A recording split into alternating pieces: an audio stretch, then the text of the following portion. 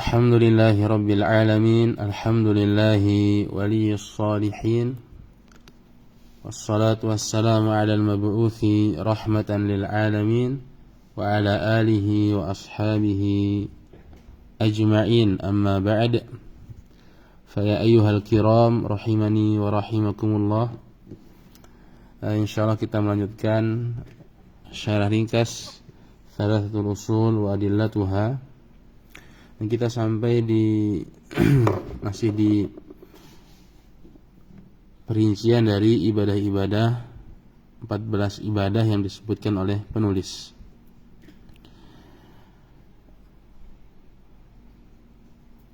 Ibadah yang kelima yaitu ar-raghbah. Ibadah yang keenam adalah ar-rahbah. Ibadah yang ketujuh adalah al-khusyu'. Ibadah yang ke-8 adalah al-khasyah. Ibadah yang ke-9 adalah al-inabah. Beliau mengatakan wa dalilu ar-raghbati war-rahbati wal-khusyu'i qauluhu ta'ala innahum kanu yusari'una fil khairati wa yad'unana raghaban wa rahaba wa kanu lana khashi'in. Dalil ar-raghbah, ar-rahbah dan khusyu' adalah firman Allah Subhanahu wa ta'ala, innahum kanu yusari'una fil khairati, sesungguhnya mereka yusari'una fil khairat, senantiasa bersegera dalam melakukan kebaikan-kebaikan, wa yad'unana raghaban wa rahaba, dan mereka berdoa kepada kami dalam keadaan raghbah dan rahbah. Wa kanu lana khashi'in, dan mereka adalah orang-orang yang khusyuk kepada kami. Jadi firman Allah Subhanahu wa ta'ala raghaban ini dalil dari raghbah, wa rahaban dalil dari rahbah, wa kanu lana khashi'in dalil dari khusyuk. Dan beliau menyebutkan ibadah raghbah di sini, dan yang dimaksud dengan raghbah adalah iradatu mardatillahi fil wusuli ilal maqsudi mahabbatan lahu wa raja'a. Yang dimaksud dengan raghbah adalah iradatu mardatillahi, menginginkan keridhaan Allah Subhanahu wa ta'ala, fil wusuli ilal maqsudi, dalam meraih apa yang diharapkan, apa yang diinginkan, mahabbatan lahu wa raja'a, dalam keadaan cinta dan penuh harap kepada Allah Subhanahu wa ta'ala. Jadi ar-raghbah itu adalah harapan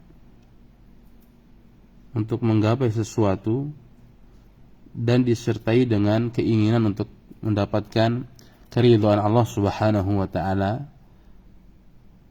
ketika menggapai hal tersebut. Ini yang dimaksud dengan raghbah. Maka firman Allah Subhanahu wa ta'ala wa yad'unana raghaban, mereka berdoa kepada kami dalam keadaan raghbah, yaitu penuh harap kepada Allah Subhanahu wa ta'ala untuk menggapai keinginan mereka, yang disertai dengan keinginan untuk mendapatkan ridha Allah Subhanahu wa ta'ala. Karena banyak orang yang menginginkan sesuatu, mengharapkan sesuatu, namun untuk mendapatkan sesuatu itu tidak diperhatikan apakah ia mendapatkan sesuatu itu, apakah ia mendapatkan sesuatu itu dengan cara-cara yang diridhai oleh Allah Subhanahu wa ta'ala atau tidak. Adapun raghbah ini menginginkan ridha Allah dalam harapan yang ia harapkan, yang didasari dengan kecintaan dan harapan kepada Allah Subhanahu wa ta'ala. Kemudian ibadah yang ke-6 adalah atau ibadah yang ke-6 adalah ar-rahbah. Ar-rahbah adalah firarul qalbi ila Allah dhu'ran wa faza'a ma'a amali ma yurdihi. Yang dimaksud dengan rahbah adalah berlarinya hati kepada Allah Subhanahu wa taala dalam keadaan takut dan cemas yang disertai dengan mengerjakan amalan-amalan yang mendatangkan ridha Allah Subhanahu wa taala. Rahbah perbedaannya dengan khauf adalah, kalau khauf itu firarul qalbi ilallahi dhu'ran wa faza'a, berlarinya hati kepada Allah Subhanahu wa taala ya karena takut dan cemas, itu namanya khauf. Tapi apabila khauf ini disertai dengan mengerjakan amal-amalan yang akan mendatangkan ridha Allah, maka itu namanya rahbah. Itu namanya rahbah ya. Kemudian ibadah yang ke-7 adalah al-khusyu', dan yang dimaksud dengan khusyu' adalah ya firarul qalbi ila Allah dhu'ran wa faza'a ma'al khudu'i lah, berlarinya hati kepada Allah Subhanahu wa taala dalam keadaan takut dan cemas yang disertai dengan ketundukan kepadanya ya.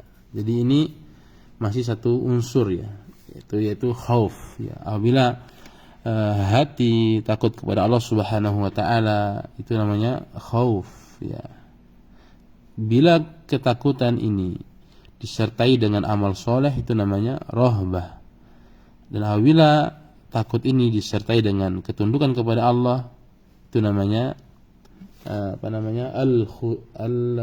al-khusyu'.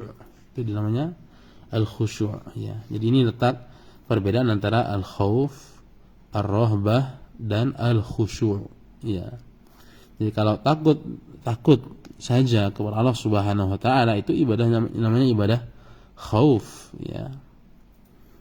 Berlarinya hati kepada Allah Subhanahu wa taala dalam keadaan cemas dan takut, itu khauf. Tapi kalau disertai dengan ketakutan itu disertai dengan amal soleh, itu namanya rahbah ya. Apabila rasa takut ini disertai dengan ketundukan, itu namanya khusyu' ya. Inilah makna firman Allah Subhanahu wa taala, innahum kanu yusari'una fil khairat. Sesungguhnya mereka itu senantiasa bersegera dalam melakukan kebaikan ya. Wa yad'unana raghaban wa rahaba, dan mereka berdoa kepada kami dengan raghbah wa rahbah ya, dengan penuh harapan yang disertai dengan mengharapkan ridha Allah Subhanahu wa taala, wa rahbah, ketakutan kepada Allah Subhanahu wa taala ya, yang disertai dengan amal soleh. Wa kanu lana khashiyin, dan mereka senantiasa tunduk kepada kami, khusyuk kepada kami, takut kepada Allah Subhanahu wa taala yang disertai dengan ketundukan. Apabila seseorang mengetahui perbedaan antara al-khauf, kemudian ar-raghbah, ar-rahbah, al-khusyu', kemudian ar-raja, at-tawakkul, maka dia bisa beribadah kepada Allah Subhanahu wa taala dengan ibadah-ibadah ini ya. Kemudian beliau menyebutkan ibadah yang ke-8, yaitu ibadah al-khasyah. Beliau mengatakan wa dalilu al-khasyati qauluhu ta'ala, dan dalil khasyah adalah firman Allah Subhanahu wa ta'ala, fala takhshawhum wakhshawni, janganlah kalian takut kepada mereka dan takutlah kepadaku ya. Dan yang dimaksud dengan khasyah adalah firarul qalbi ila Allah dhu'ran wa faza'a ma'al ilmi bihi wa bi amrihi ya. Yang dimaksud dengan khasyah adalah berlarinya hati kepada Allah Subhanahu wa taala dalam keadaan takut dan cemas ya, yang disertai dengan pengetahuan tentang Allah Subhanahu wa taala dan pengetahuan tentang perintah-perintah Allah Subhanahu wa taala. Jadi khasyah itu adalah khauf namun disertai karena seorang hamba itu mengenal Allah, mengenal perintah Allah, mengenal keagungan Allah Subhanahu wa taala, maka dia takut ya. Maka ini yang dimaksud dengan khasyah. Maka kita memiliki beberapa ibadah yang sangat mirip. Yang pertama adalah khauf, kemudian rahbah, kemudian khusyuk, kemudian khasyah, ya. Allah berfirman, "Fala takhshawhum." Jangan kalian takut kepada mereka, wakhshawni, takutlah kepadaku. Takut di sini adalah takut yang disertai, ya, takut yang disertai dengan ilmu kepada Allah Subhanahu wa taala, karena kita mengenal Allah Subhanahu wa taala, mengenal keagungan Allah Subhanahu wa taala, mengenal kebesaran Allah Subhanahu wa taala, mengenal perintah-perintah Allah Subhanahu wa taala. Kemudian ibadah yang ke-9 adalah al-inabah. Ibadah yang ke-9 adalah al-inabah. Beliau mengatakan, wa dalilu al-inabati qauluhu ta'ala. Dalil inabah adalah firman Allah Subhanahu wa ta'ala, wa anibu ila rabbikum wa aslimu lah. Wa anibu ila rabbikum wa aslimu lah.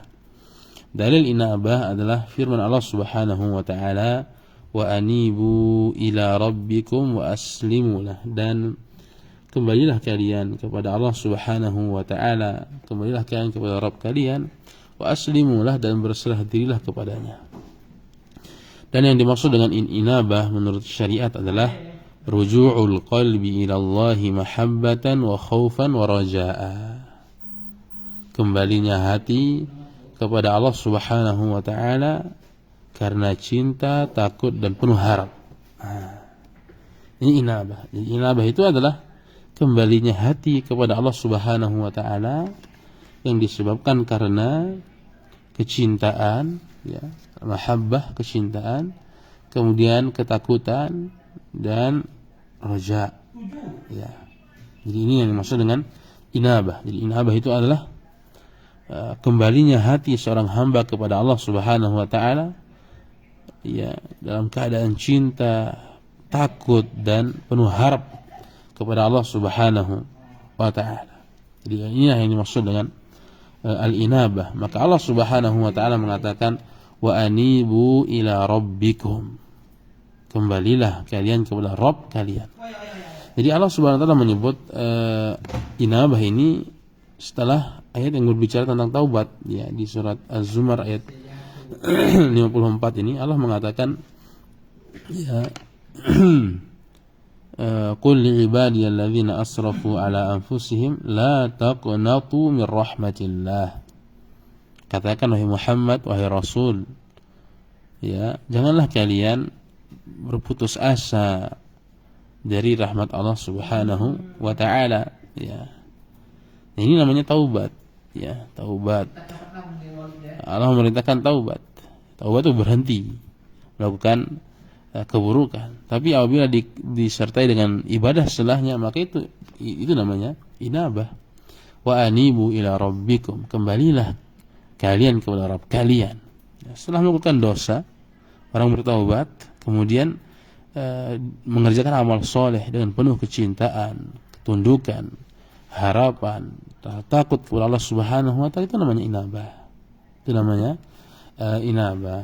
Nah, ini 9 ibadah yang sudah kita sebutkan. Kita ulangi. Ibadah yang pertama adalah ad-du'a, di mana ada du'aul mas'alah, kemudian ada juga du'a'u al-ibadah. Kemudian ibadah yang kedua adalah al-khauf, ibadah yang ketiga adalah ar-raja, ibadah yang keempat adalah at-tawakkul, ibadah yang kelima adalah ar-raghbah, ibadah yang keenam adalah ar-rahbah, ibadah yang ketujuh adalah al-khusyu', ibadah yang kedelapan adalah al-khasyah, dan ibadah yang kesembilan adalah al-inabah.